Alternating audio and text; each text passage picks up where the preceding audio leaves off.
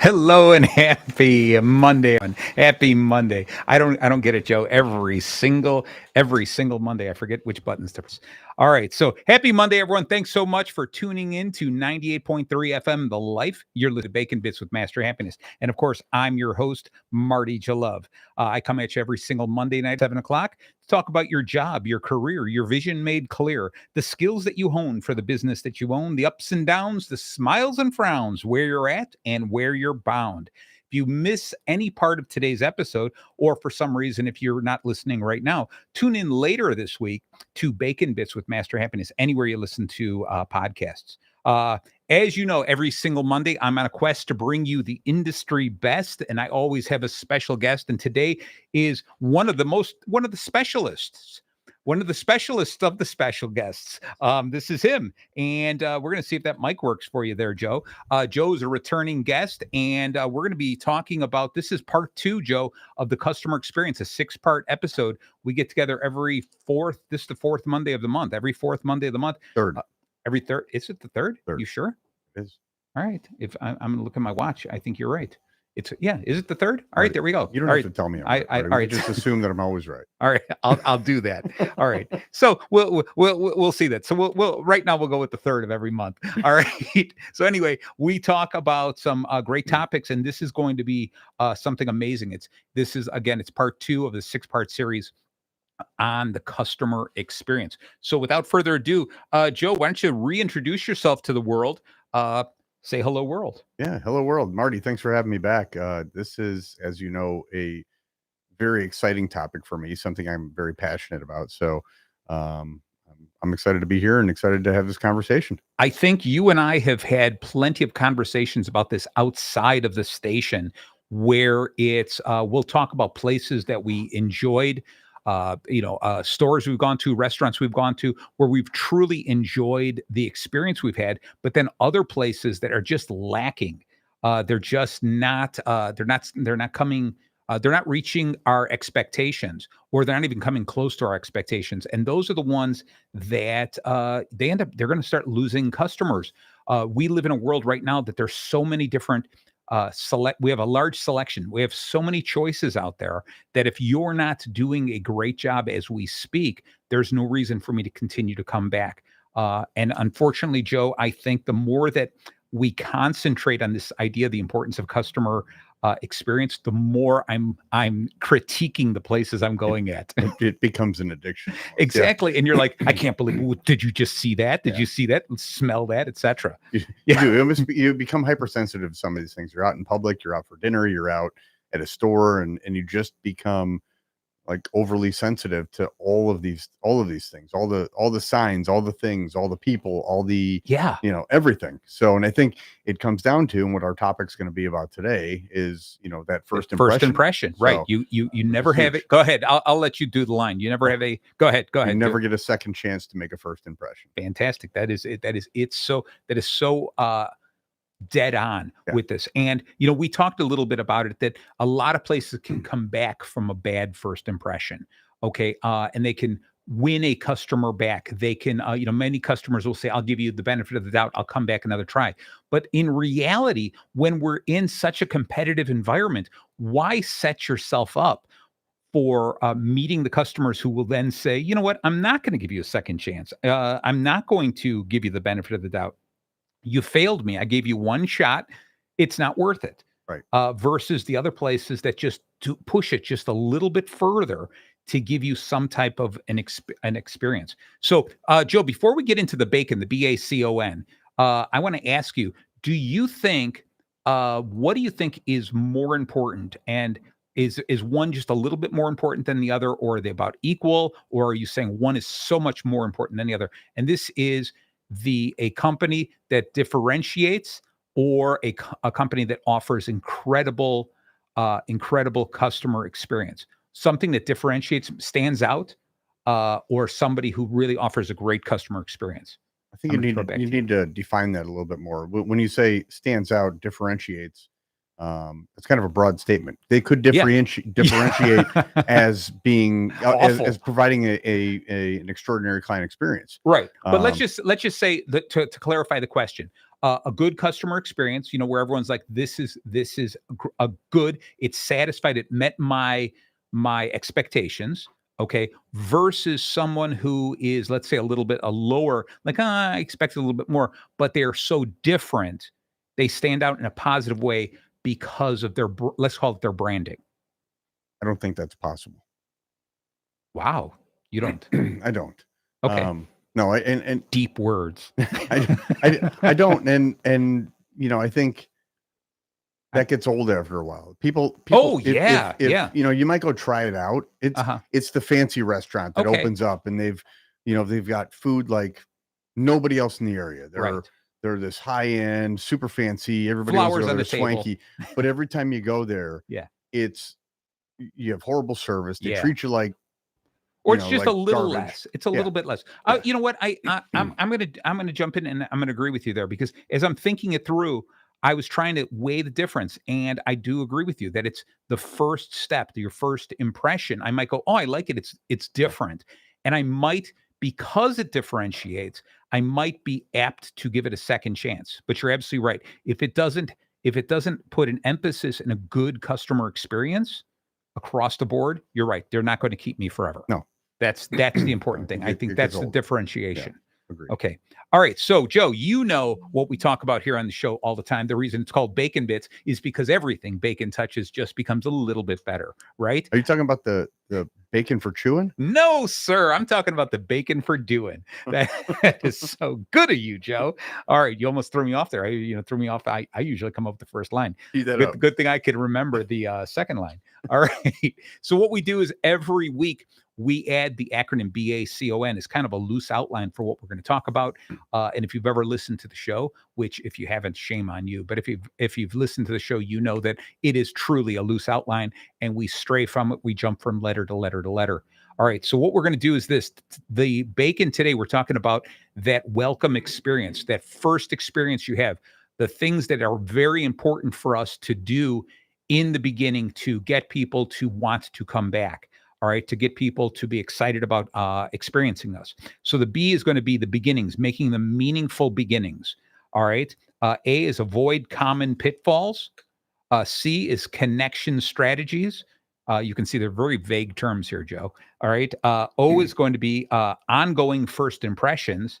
And N is the next steps. What are we going to do afterwards? Because although we're speaking a lot about the first impressions, a lot of our first impressions have got to be setting ourselves up for the next step.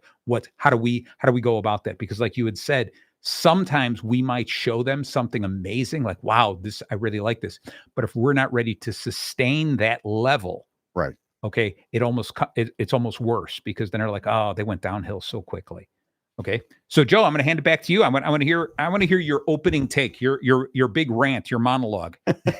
well, I'll tell you this, Marty. I am probably, as I mentioned earlier, a little bit hypersensitive to this kind of thing. And yes, I mentioned in our last show that my wife will tell you I'm not the most enjoyable person to be out with sometimes. I think everyone who knows you can say that.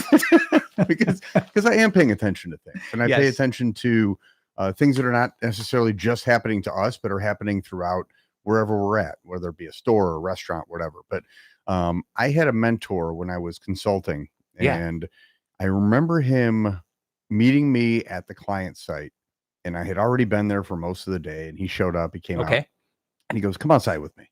And he walked me back outside, and we started in the parking lot, and we walked in, and he had this thing that he used to say, and it's in my brain and it will never leave my brain. And he said, everything speaks. Yep. And it was that moment that I finally opened up my eyes, and all the stuff that I had walked past. And those of us that are business owners, we do this every single day. Sure. We live inside the glass. Yes. And we walk by things in our own businesses that we just ignore, don't pay any attention to, that are important. And we just walk by them and we don't notice them. Where I walked into this building, and you start to notice the cobwebs in the corner. Right. You notice the garbage that's falling out of the garbage can that's full. You notice the rug that's kind of crooked and curled up on the side. And you start noticing these little things. And then you walk in the building and you look at the people.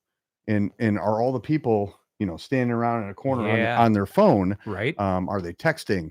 Are they talking on their phone? Are they, I posted a video all back. I was in the Nashville airport at a restaurant, and the bartender had AirPods in. Okay. Not one, but two. Right. And, it's those little things. These are the things you see first as a client that automatically say, you're not important to me. Correct. Right. Correct. You're second best in my mind. So it's those little things. And it's really the most challenging thing I think that a business owner can do is to step outside and take that walk and walk into your business and see it with eyes that have never seen it before. And most can't, and that's okay. You can call a consultant in, you can bring somebody in, bring somebody that's never been to your business before and have them walk through and say, hey, what do you see?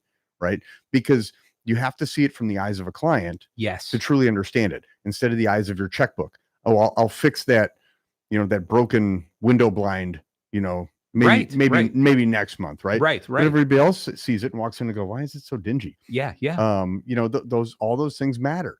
And I think I was telling you, I was in Kansas City at a restaurant, and it's a restaurant we spoke about in our last show. Okay. I'll just say it. It was Cooper's Hawk. Okay. Right? Yeah. So I'm sitting at Cooper's Hawk on the plaza in Kansas City, and I know the restaurant's been there about 13 years. But as I'm sitting there, we're having lunch and we're sitting at the bar, and I looked, and in the corners of the bar, spotless. Yeah. Not a speck of dust anywhere. I agree with you. The glassware that was around the bar, spotless. Right. Not a speck of dust anywhere. Everything was perfectly organized. There was no clutter. It was clean. It was neat. It was like they had just done the build out on the store the week before I got there. Yeah. That clean. And the store was 13 years old.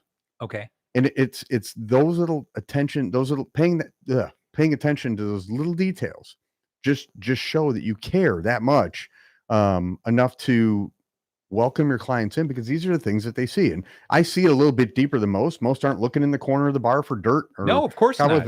But I did, because I noticed where we were was clean. Everything was spotless. The people are dressed nice. That's the other thing. Are they in uniform? Are they not in uniform? Right. And we can go deeper on this. But I want to jump in there with Cooper's Hawk, because I agree with you. I have probably, but it sounds like you've been to a lot more Cooper's Hawks than I have. I've probably been to about 5 different the Cooper Hawks restaurants, and it's great. They should be sponsoring the show. Okay, we'll get on them with that. But you're absolutely right. Every single time I ever go to one, it looks like it's just been built. It is spotless. It's clean. And you know what gets me is I've been to other restaurants where, they're cleaning the counters, they're cleaning the tabletops, but there's that soap scum stickiness that's on tables that is absent at a place like Cooper's Hawk. It is. All right. Yeah. And you're right. You look into the corners, you look on the benches, you look on the floor under the tables, and it is spotless. It's they have put forth that cleanliness so high in their to-do list. Okay, that it's imperative that the management, the staff, all take pride in that. Yeah. Okay. And I think I love the fact, I'm going to go back because I let your rant. Okay.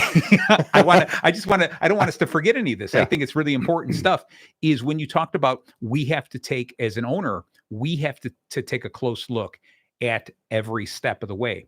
When walk out, pull into the parking lot, the customer parking lot, step out and say, what is the first thing I see? Walk all the way through that.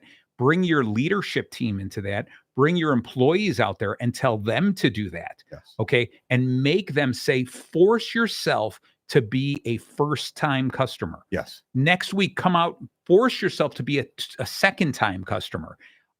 Is there enough here to make you want to return? Okay. And I think it's really cool. I do like, of course, obviously I'm a business coach. So I'm going to say definitely hire a business coach or consultant to do the same thing. But without a doubt, I think it's important for us to understand that, because we start to assume things. We're like, yeah, I'll fix that Venetian blind later. I'll get to the dust. Our cleaning service comes on Friday. It'll be taken care of then. And it's postponed and you forget it. And you're like, yeah, we can live with that.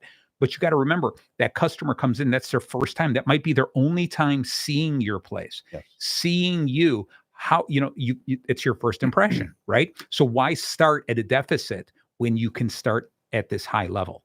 100% okay. Correct. Yeah, you're spot on. Yeah, I'm going to walk past that dead plant. It's dead. Yeah. And not going to get rid of it, not going to fix it, right? Yeah. But and And to you, it doesn't matter. To the customer, that's their opinion of They're it, like, right? how long has that dead plant been sitting there? Right. Right. There's another restaurant near me in the suburbs that has fake plants, fake palm trees. Yeah. And these things are disgustingly covered in like an inch of dirt. I'm sure. Right. I'm Because sure. they've been sitting there so long and right. never thought to clean them. Well, Yeah. they don't think about that. They Yeah. think about how do we get more customers in the door? Well, how about you just wow the ones that are already coming there? Yes. Right. Yes. There you go. Because you're right. I mean, a bird in the hand. The better off you are to have that one customer in there, Yes. you know, and keep them coming back. It's so much easier. You know, it's another one that gets me is I see a lot of restaurants where they keep the industrial ceiling. You know, the ventilation is up there. I like that face you make. You don't like that? No, but I like it when they paint everything black. Yes. So it like disappears, but there's some detail. When you look up there, you're like, oh, this is really cool. The bad part about that is that black, the dust that sits on there, that inch of dust stands out.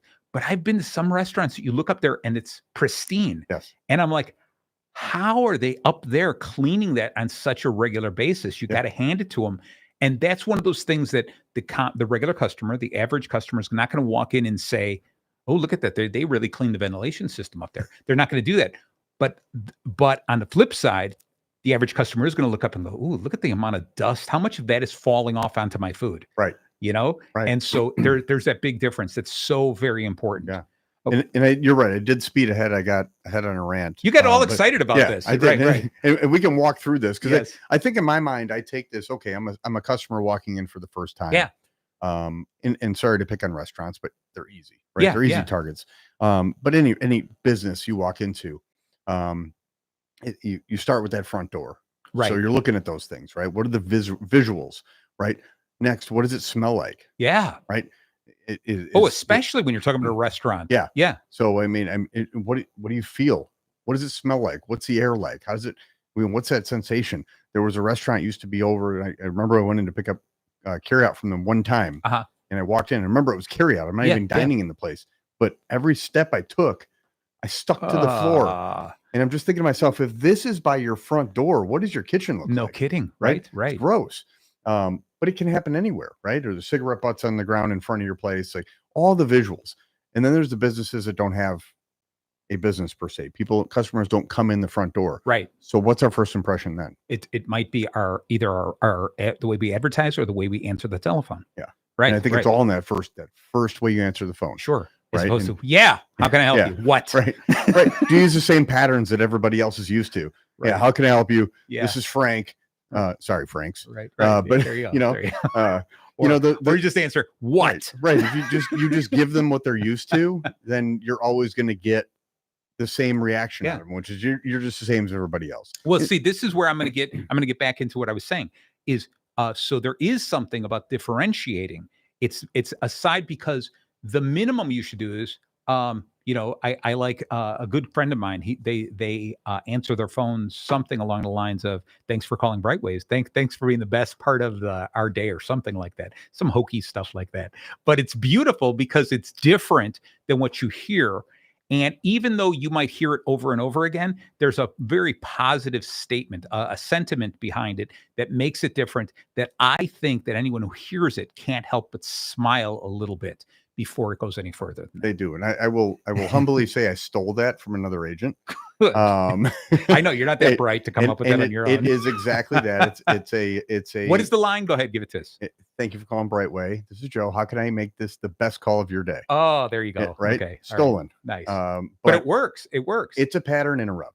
And I think the other thing is you say it with a smile on your face. Always. And you can always hear that. Go ahead. I want you to do this again. I ain't got the camera on you. Say it again without smiling. See if you can do that. I can't. I'm not going to look. I'm trying not to look at you. I mean, because I want because I want you to just to hear the difference between it. Go for it. Try it one more time. Thank you for calling Brightway. How can I make this the best call of your day? Yeah, that sounds really sincere, right? Yeah. No, but the point is, exactly. You've done research on pattern interrupts. They work, and I stole this from him. It is just that because the customer has this perception when they pick up that phone and they call. They have the perception of how the call is going to go. Yes. We do insurance, obviously, right? Right. So they think it's going to be the drum, bunch of file cabinets, boring old insurance agency, right? Yep. We're just sitting around and smoking cigarettes or whatever we do in insurance, right? But it's not that.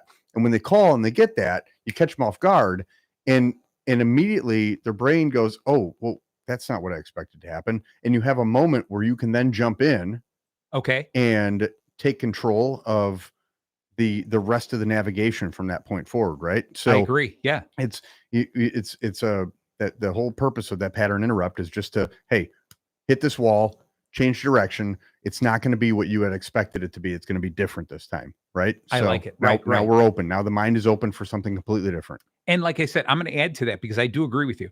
Every single time I'm going to call someplace, I'm expecting them to go, "Hi, this is Marty. How you doing today?" And I'm going to go, "Oh, I'm going to go, how you doing?" And how you doing, which is supposed to mean how are you doing? Like I'm checking, the temperature of your day. I'm checking your day, but what it means nowadays is just hello. How you doing? How you doing? How you doing? That's about it.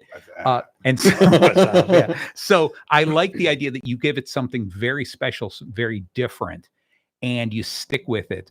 And it's one of those sayings that I have heard your entire staff say it, and they can't say it without smiling. I don't, because you had a difficult time saying it without smiling. I wanted to force you to do that because there was a difference in the way that it sounded as well, and it comes across because your smiling comes across sincere, which is the next thing I want to make sure that we talk about. Is that all of these things we do, especially when it's an interaction, when we're speaking on the phone, when we're talking to people, it has got to be loaded with sincerity. It's got to be legitimate, because if it's not, we give up on it. Okay, it doesn't stick. It doesn't become a habit. It doesn't become the thing we want to do. It becomes the thing, oh, I have to say it this way, as opposed to enjoying doing it that way. And the customer will quickly see through this. The moment you flinch and go, oh, great, here I go again. Hi, welcome to Lollipop Land. Whatever the deal is, if you're sick and tired of saying it and you don't have the same enthusiasm, the customers see through that so quickly. They do. Right. And so you need to be able to do that. So other than a personal greeting, I think there's something more. There's the immediate engagement that we talk about. When they walk in, it's not just the person they're talking to, but the entire staff. I've been in places where you walk in and one person starts talking to you and another employee walks over and interrupts the person who's talking to me. Before you know it, a whole side conversation's going on while I'm standing there going, right, hello, yeah. What, and then you see other people walking back and forth, and I'm just ignored. Yeah. And it's just that short thing that, you'd say, well, that happened. It only took 15 seconds or 30 seconds. But for the customer standpoint, that seems like an hour. Yeah. I walked in, I got greeted, and maybe the person who is thinking of something else, I got greeted with a half sincere, how can I help you today? Oh, hold on a second. Oh, what? No, the brooms. No, we don't keep the brooms here. The brooms are, I think the brooms, let me call Nancy about the brooms, something like that. And you're like, hello, are you going to help me? And it goes in line with what you're talking about. The bartender with the earpods, yeah, the AirPods in their ears. It's, are you here to pay attention to me? Yeah. The whole adage of, wasn't there a time where we lived by the rule the customer was always right? And now it's like the customer's always kind of the customer's in the way. That's what it seems like. Well, and that is what it feels like. And I'm glad you brought that up when we did a training on this just last week. And we talked about those nonverbal cues, first of all, because they matter. You don't have to say something rude to somebody for them to be offended or turned off or feel not important. Yep. Right. And the truth is, like, your body language, whether you're on the phone or you're in person or you're in a store or whatever, your body language is everything. Right. And you have to be smiling. You have to be excited. If you're not excited that a customer just walked in the door, then you're not supposed to be there. Yes. Right. Yes. Because you only exist because that customer walked in the door. Yes. So right. We better show some gratitude in that aspect, right? And be excited when they get there. And no different than when I pick up the phone. I am excited that person is calling. I have an opportunity to help this person or talk to this and make an impression on this person's day to day. So that is everything. So we get past the front door and we walk in, and we get past the dialing and somebody answers. What am I greeted with? Yeah. Who's there? Who's there to invite me in? And that's our second piece. Right. And I get into, like, there's a little bit more in this. And we talked about the texting and the earpods and all the things that are just like, yeah, I'm doing the other stuff and you're also here. So what do you want? Right. Right. So Joe, I'm going to cut really quick into this. This one thing is Mary Kay Ash. Mm-hmm. Okay. The powerhouse behind Mary Kay Cosmetics. would teach everyone that treat every client like they're wearing a sign that says, make me feel important. Yeah. And I think that's important for every single person in the company. Yes. It could be the maintenance department. It could be the sales department. It could be, the receptionist, everyone there. When a customer is present, it's all of our jobs to make that customer feel important. It is 100%. So I'm sorry, I had to cut you off because I had to drop in something. Yeah, it's okay. Yeah, I didn't want you to forget it. I'm glad you brought it up. Right. So here's a big pet peeve of mine. And if you're listening, big chain stores, listen up. Yes. Since COVID, we went to this online shopping model, right? Yep. And we go on our phones, we put it in order to any of these big stores, and then we pull up, we park in a spot, they put it in a trunk, and we drive off. Yeah. Right. Yeah. Nice, convenient feature. So I'm a customer in that store, and I'm walking through, and I'm lost, completely lost. Yeah. I cannot find something, right? One in particular item, whatever it is, and it doesn't matter which store I'm in. The people that do the shopping, and they have these big carts, they're easy to identify. You know who they are. Right. They know every product in that store. They know where it is. But in their mind, and I don't know if this is part of the training, you don't exist to them. And you should never say anything to them, right? Like, hey, I got a question. Do you know where the toothpaste is? Yeah. Like, you want to get a look? Like, you speaking to me? I don't have time. I'm sorry, right? Yes, I know where it is, but I'm not going to tell you. That's so funny. They're taking care of a different customer that they don't interact with, instead of the one who's right there. Right. You want to feel, if you want to feel like you really don't exist, yeah, try and ask one of them for help. Right. And it's sad because they are the ones that literally in 2 seconds ago, aisle 13, or let me show you where it's at, right? And second take shelf over to the right. Yeah. I picked 300 of those this month, right? I know exactly where it's at. Or I got a better idea. Don't put them in uniform. Yeah. Don't make them wear name tags. That's even better. Because now they represent the store. They're angry to be there. Yep. They hate the customers. You just get in their way because they're trying to pick orders for the people waiting in the parking lot. So you rolling around with your cart trying to bother them, you're just in their way. Yeah. You are now in their warehouse. Well, I think it's going to come back to because, and you know this, how you design an incentive program for your employees. Their incentive program is got to be about get that order out to the street as soon as possible. Take care of that customer as opposed to take care of all customers. Yeah. And there's got to be something of that. They should arm those people with an alarm or a bell or something. I will get someone to you in a moment. Yeah. Ring a bell so that everyone goes, oh, there's somebody who needs me in aisle 3. Right. And just turn it around because they could still satisfy the customer who's outside waiting, but they've got to learn to satisfy that person inside. Because this whole idea, like you're saying, they're giving the customer the cold shoulder, even if it's a person like, look, this is my special job. This is what I have to do. That person, if they start giving the customer a cold shoulder, the person is judging the entire store on that. Right. Okay. So they've got to fix something. Well, think about it in priority sense is that you have a client who went on a phone, looked at your delivery time and figured out, could they make the order work or whatever and place the order on the phone, or they looked at it and go, nah, I can't do it. So he went to somewhere else, right? Yeah. He ordered somewhere else because you couldn't get it done for him in time. So you got a convenience factor. And we'll later on in our series, we'll talk about the balancing that convenience factor, right? Love it. So you've got the convenience factor, but that customer, maybe not as loyal, maybe not as excited, or the one who worked extra hard to park their car, walk in your store and walk your aisles and might find a few more things while they're there. Right.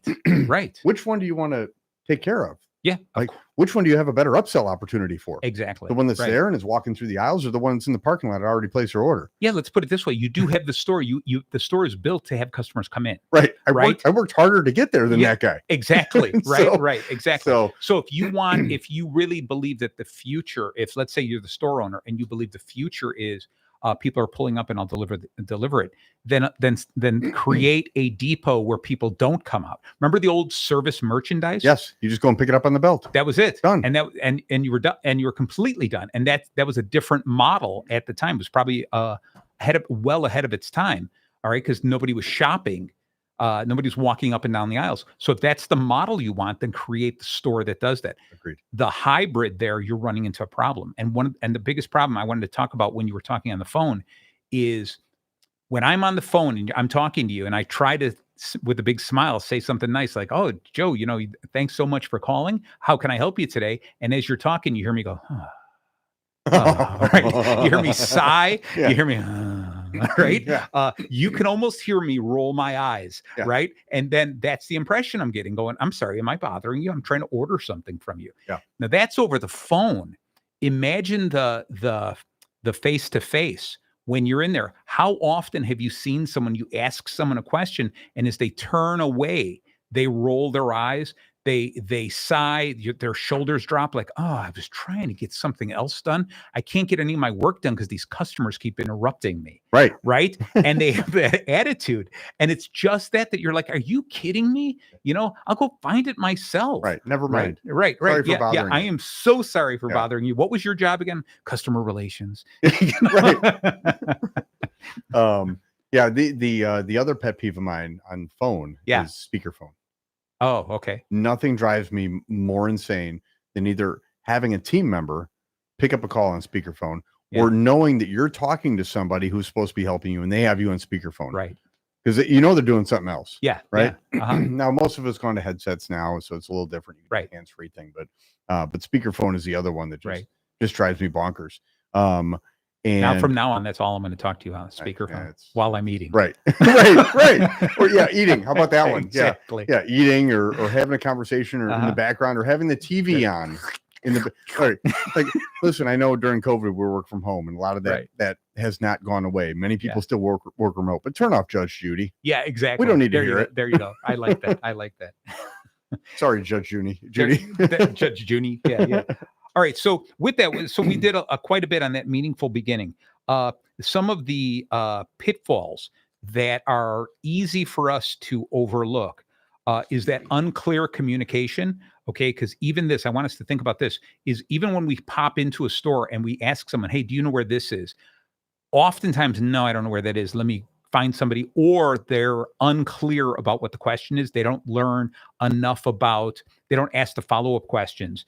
And so sometimes I've been to stores or even a restaurant, I'll order something and I'll go, oh, I didn't realize you had that. Okay. Well, how about just have a conversation, an immediate conversation in the beginning? And I know some owners of businesses, the C-suite staff is going to be sitting there going, no, let's get through the transaction quickly. But that's not what this customer experience is about. If I want to get through the transaction quickly, I will make it known to your employees to get me in and out quickly. If I need a little hand-holding, I want that because then I'll feel like this is a place that really cares about me and I'm going to spend a little bit more time here and maybe spend a little bit more money. So I think it's important for us to become better communicators, understand, delay our response slightly until we know what the person's talking about. The other thing is over-promising and under-delivering.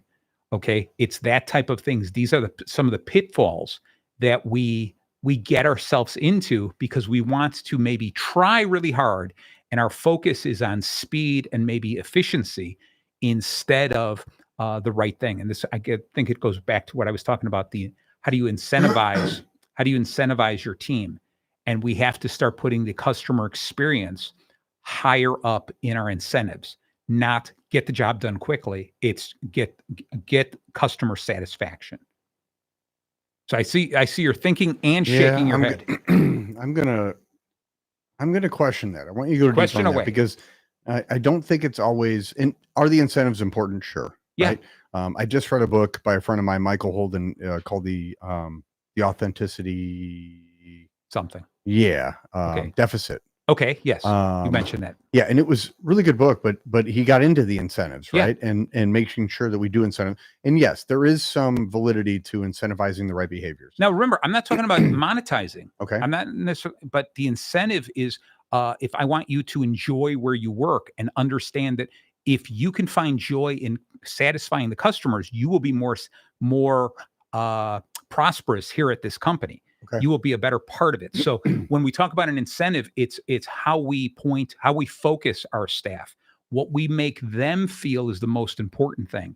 And because as soon as we start saying, I want you to be efficient, then they focus on efficiency and they focus away from customer satisfaction. Very much so. Okay. And it starts at the hiring process, like we talked about last show, right? Yes. Starts by hiring the right people. It starts by your training. It starts by your core values.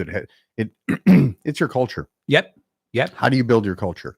I think is the fancy way to say it. So Joe, I'm going to take a momentary break because we missed the bottom of the hour by a few minutes here, but we're still going to say thank you to a couple of the people who love this show so very much and learn a little bit more about some of the other shows on this station. So we will be right back with the customer experience.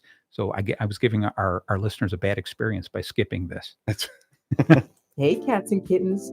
Join me, Gray Dolan, Sunday mornings at 11 for Mood Swings with Gray Dolan. Each week we'll visit a different genre, style, and mood of music here on The Life 98.3. Hi, I'm Country Chuck. Tune into my show Mondays from 11 to 1. I play all the oldies from 50s to current hits here at 98.3 FM, The Life. Hi, this is Ronald Curtis Grace, host of the Air Candy Emporium show right here on WRLR 98.3 The Life. Join us every Friday from 4 to 6 p.m. Central Time. We'll share some great music, have a laugh or two, and get your weekend started on the right note. That's the Ear Candy Emporium show, the home of sweet musical treats. Every Friday afternoon from 4 to 6, right here on 98.3 The Life, and streaming live on WRLR.FM. See you then. Families affected by disasters urgently need support. Help the American Red Cross provide meals and shelter to those affected by disasters, big and small. Donate to Red Cross Disaster Relief. Go to redcross.org or call 1-800-RED-CROSS. WRLR 98.3 FM LP, Round Lake Beach, Illinois. And we are back. Thank you so very much for staying tuned in to 983thelife.com. You're listening to Bacon Bits with Master Happiness. I'm your host, Marty Jalove. And of course, I got my good friend, Joe Janicki or Janicki. He doesn't even know how to pronounce it, but he's my good friend. We're talking about the customer experience. This is part 2 of a 6-part series. We're talking about that first impression today. We're going to be getting into the deeper stuff as the weeks go on. So really, if you get a chance, go and check out the podcast on Bacon Bits with Master Happiness. Anywhere you listen to podcasts, look up these things on the customer experience. If you are just a average customer, there's a lot that you're going to start noticing, and share it with the companies that you shop at. If you are a business owner, please tune in, listen to these types of things, and learn a thing or two. You know, your customers are the lifeblood of your business. They're the ones who are spending the money that's coming in so you can buy more merchandise, pay your employees, pay the staff that cleans the windowsills, and then, you know what, spend that money and clean the windowsills. That's what's so very important. All right. So we're getting a little bit into this, and we're jumping all over the acronym BACON about the beginnings that are meaningful, avoiding common pitfalls. I think we're about finished with that, but in the last half an hour, that's always a little bit shorter.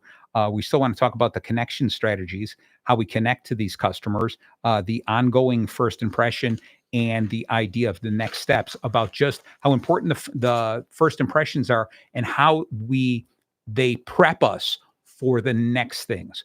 Because, Joe, I'm going to jump right into this, is one of the things that I really hate, and I kind of mentioned it before, was these unattained expectations, where maybe the first time I was in a place, I thought, wow, this is really great. I love this. I love this service. I love this food, let's say. Again, we're picking on restaurants.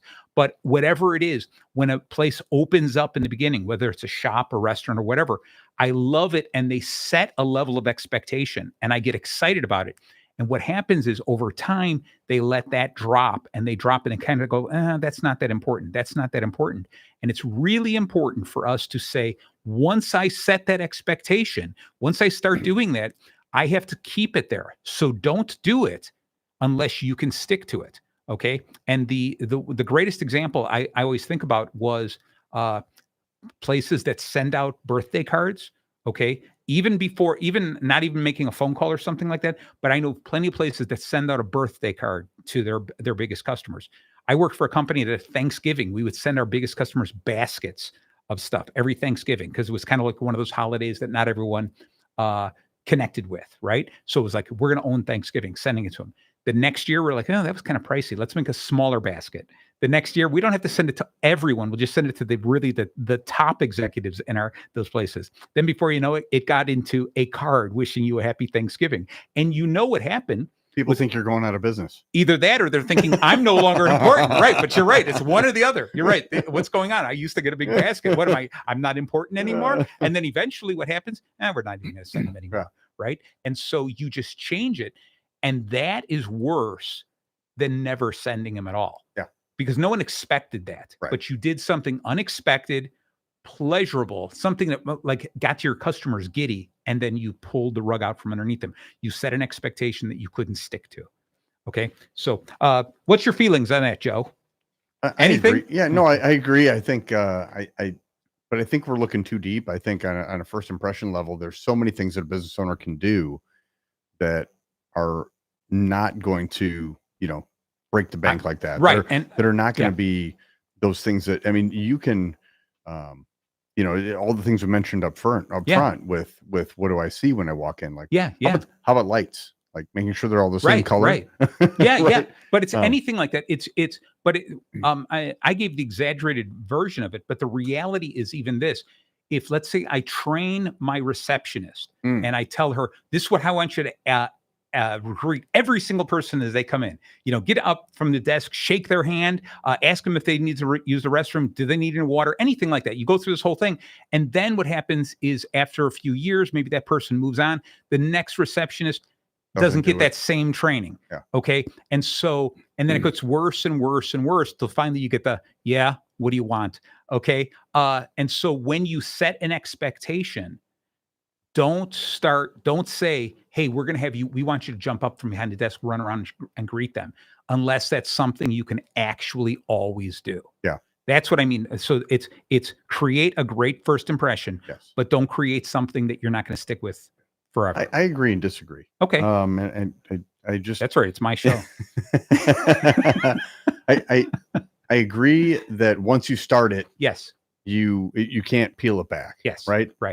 But you can iterate and you can change and you get a little better. And I think you should always be looking for something. What's that next level? What's the thing that I can do that's going to set the bar a little higher? I'm not saying what's the next thing I can do that I have to spend a bunch of money to impress people. No, you can set the bar a little bit higher by looking at everything you do from the time that person walks in the door. Everything like the greeting is important, right?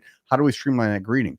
How do we streamline the client's, side of the process? How do we make it easier on them? How do we make them work less and us work more? How do I prepare more for them arriving? Like all those little things, you should be always looking at what can I do to keep elevating? What can I do to keep getting better? Right. So while I agree that you shouldn't start it unless you're going to be able to continue it, I think you should start it. And I think you should do it. And I think you should always be looking to, okay, we did that. That was great. Put the emphasis on that. What's next? Okay. How do we get better? Right. That was great. That's really cool how we do that. We're really wowing people. They love it. Right. What's next? Right. And that's now up it. That's now your baseline. Right. There you go. So forget like peeling back. That's our baseline. That's where we're at now. Yeah. Raise the baseline. I like it. I like it a lot. So one of the things I want to compare two barbecue places. All right. And you probably know both of them. I'm only going to mention one. I'm going to mention the one that I have a great experience. Joe's. No, in Kansas City? No. I'm talking about somewhat local here. Oh. All right. There is a place called the Chicago Culinary Kitchen. Okay. Never been. Never. Okay. And so I think they just resold. There's new owners. Okay. So I'm interested to see what they live up to. But what I loved about them, they specialize. They make great food. And they specialize. They said this week or this day, we're going to make this. This is our, they have some of their usuals, but then this is the main thing we're going to have, the special today. And we are going to close the restaurant once we run out of that. Okay. And that's how they marketed themselves. And what I love about that is they can close at 2 p.m. They can close at 11, whenever they run out of it. Right. And they started getting a line out the door because people are like, I want to make sure I get this. Right. And what was neat about it was that was something that they didn't have to worry about. Well, we can't live up to that. Yeah, you can. Yeah. You can always buy more or less. And you just continue to say, this is, we put the scarcity behind it. Yeah. Hey, you create demand. Right. Yeah. Exactly. Now there's another barbecue place outside of the Lake Zurich area that big splash, great food, big portions, the whole bit, right? And it quickly became like a family favorite. We went there on a regular basis, right? Then all of a sudden, they were kind of like going, oh, it's kind of expensive. So let's change the menu. Let's raise the prices and lower the amount of food, right? And so what was something that I was going to regularly, I just completely stopped going to. Yeah. Right. And the other place was a treat, because the other place was like, oh, I hope I can get there early enough. You probably right? paid more. Yeah, definitely. I definitely paid more, but I didn't mind paying more because there was something special about it. So those two things about when we talk about, one was setting expectations, and they came up with something that we can live with this, because we're going to make something we really love making. And once we run out, we're done. We're shut. The restaurant shuts. Right. The other place was like, hey, we're in it for the money. We started with a big splash. Maybe we looked at it wrong, whatever the deal was, but they set us up to believe this is what we were getting. And then it felt just like I was cheated. Yeah. I was lied to. That's what it felt like. And versus the other place, I was like, you always live up to your initial promise. And that's a big difference. And this is what I always get to is stick to who you are. Yeah. And the easiest way to do that is be authentic from the very beginning. Yes. It's you're going to come out as lying. It is hard to hold that lie for the rest of your life. It is. Yeah. It is. Yeah. You have to be authentic. You have to be genuine and genuinely interested in your clients. Yes. Right. Yes. So to take it further from the restaurant, like genuinely on a business that doesn't have a storefront per se. Right. And you were talking about like matching clients or figuring out what they want or what's important to them. And you have to be genuinely interested when you're on the phone. You have to be genuinely excited when they call. You have to be genuine about the entire conversation and the entire interaction. Right. Right. And you'd mentioned something I want to go back to. You were talking about about taking your time and slowing down with a customer. And I think this comes back to the culture, but also back to the training. Yes. And you have to have somebody that has the ability to read the client. Because you're going to have a customer that comes in and is in a hurry. And I want the facts. And I just lay it out. What is it? And very blunt, very between the lines. And you don't have time to necessarily slow down and take your time with that person, because if you do, you're going to upset them. They're going to get frustrated with you. Like, oh, dude, this is taking forever. I do agree with you. You got to read the customer. You got to read the client. You got to move with what feeling you're getting from them. And you can feel that on the phone too. In our team, we talk about it all the time, like read the client. If the client wants to move, you move. Right. If the client wants to talk, you talk. Like take a little time. You're still leading the conversation, but you want to like show them that you're genuinely interested and be genuine about it. Right. And really, can read them and figure out where they want to go and take it down that road. So and this comes into what we're talking about. This is that important training that you've got to put high on that list. It's a priority to train your new people. Too often, a lot of these like big box stores, these bigger places are hiring younger and younger kids because they can get away with them cheaper. Yeah. Okay. And they're thinking, oh, it's fresh brain. I'm going to teach them our way of doing it. But they forget about teaching them the customer experience, right? They don't put the focus on that. They don't do the whole make sure the customer is happy. Yeah. Your job is not just to be a warm body wandering around talking to your friends. They don't teach them the C connection. There you go. There you go. And that's really what it's about. You have to make that connection. Yeah. If I don't feel connected to you, you're just a transaction, then I'm not wowed at that point. Right. And one of the things that's cool is I work with some companies where there's some younger people and older people. And I always tell them is when you're dealing with customers, look at the customer and talk and immediately the first thing you do is try to figure out what's my possible relation with the person. Are we peers? Does the person going to view me as the mentor to them, the credible source with a lot of information? Are they going to view me as the young person? Maybe like, are they going to view me as a nephew or a niece or something like that? Whatever it is, that's my connection. That's my role in their mind, and play that role, but be sincere and be helpful. Try to find out what they want. And I loved how you said, which is so important, read the customer. Find out what does the customer want? Just get me the product and let me get out the door, or is the customer shopping? The customer's like, I'm not exactly sure what I need. You have to be that, and that connection comes in is finding your role in that customer's mind.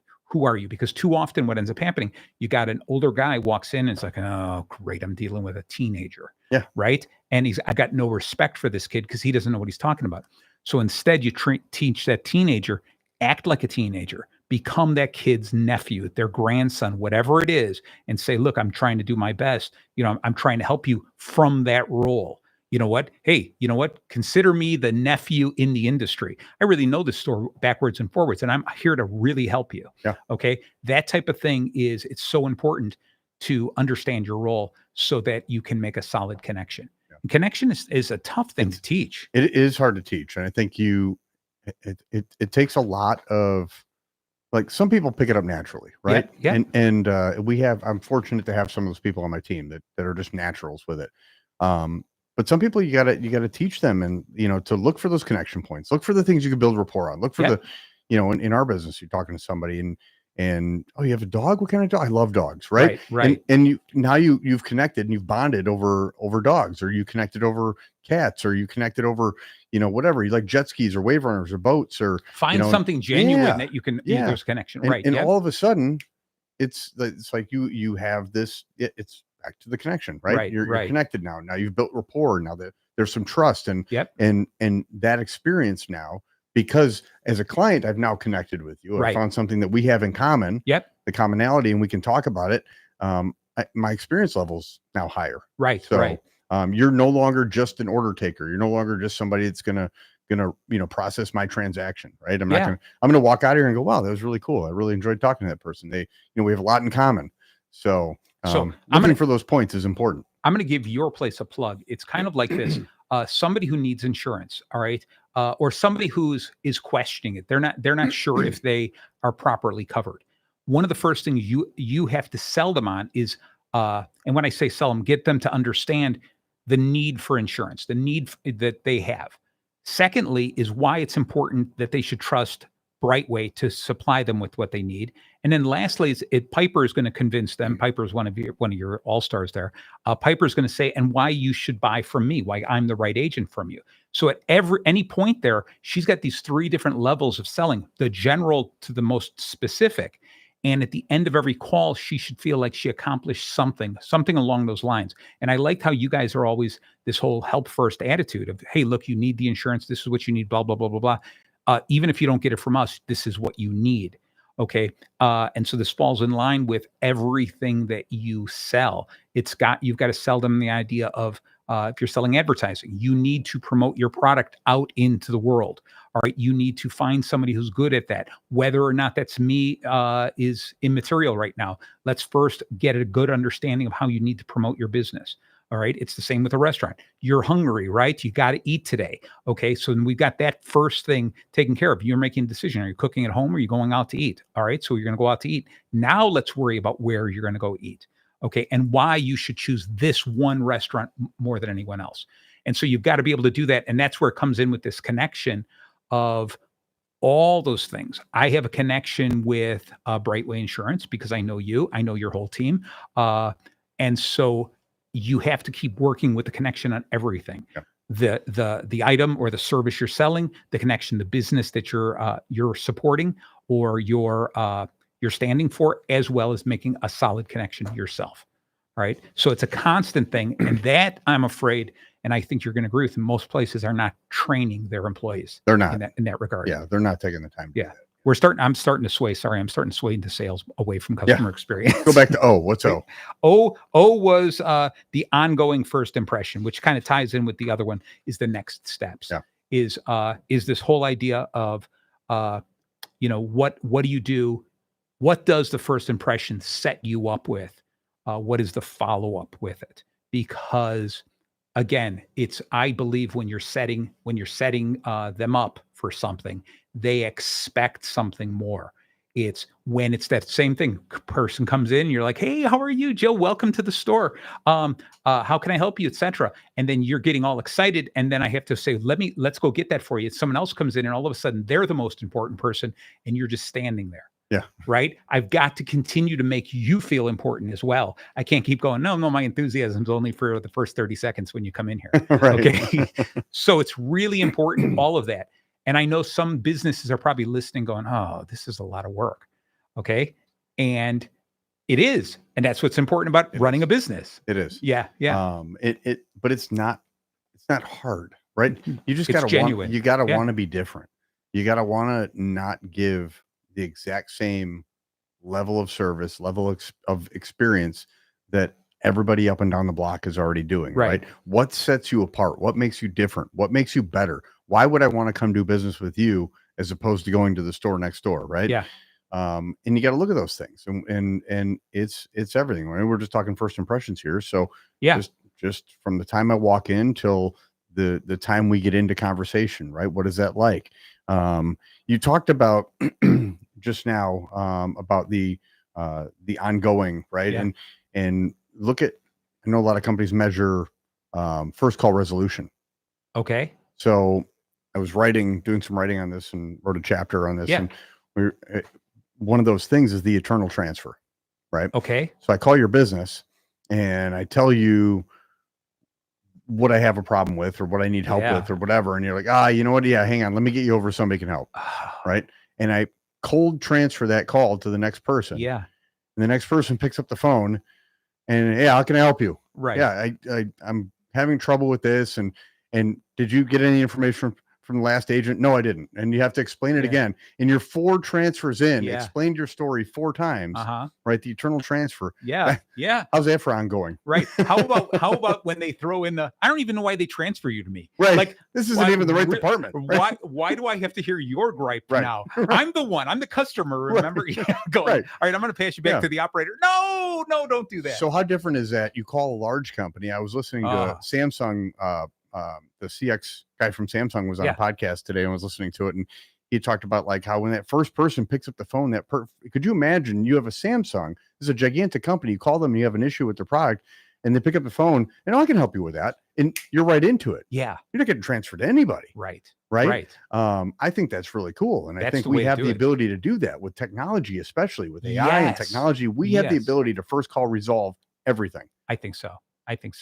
Yeah. So that's where you're moving, but that's going to be a difficult, that'll be a lot easier for a smaller company to do. Obviously, I'm in a smaller company. For me, it's, you call me, I got no one to transfer them to. Right. I think it's even easier with a smaller company. That's what I mean. It's really easy for me. You get a very large company where there's so many layers anyway. Yeah. That's almost impossible. Yeah. Right. We fell in love with these call trees and I hate them. them. They are the worst thing in the world. Right. And we're like, oh, we'll embed them with AI now. Oh, great. Right. So now I get to talk to somebody that's not real. Yeah. And they can then transfer me around. Right. So right. I think, there's nothing better than calling a company or not calling a company. Maybe you just want to get it handled without calling. And if you can do that, great. But if I do call you, I want somebody to pick up the phone. Yeah. Yeah. Right. I don't want to have to go through 5 different menus and 6 different people and 14 different transfers to get my situation taken care of. Yeah. I don't, even if I got to buy something, why make it so difficult on the person that, it becomes a project for them to do business with you. I know we're almost out of time because I'd love for you to repeat. No, I'd love for you to repeat that story we're talking about where you got the gift certificate.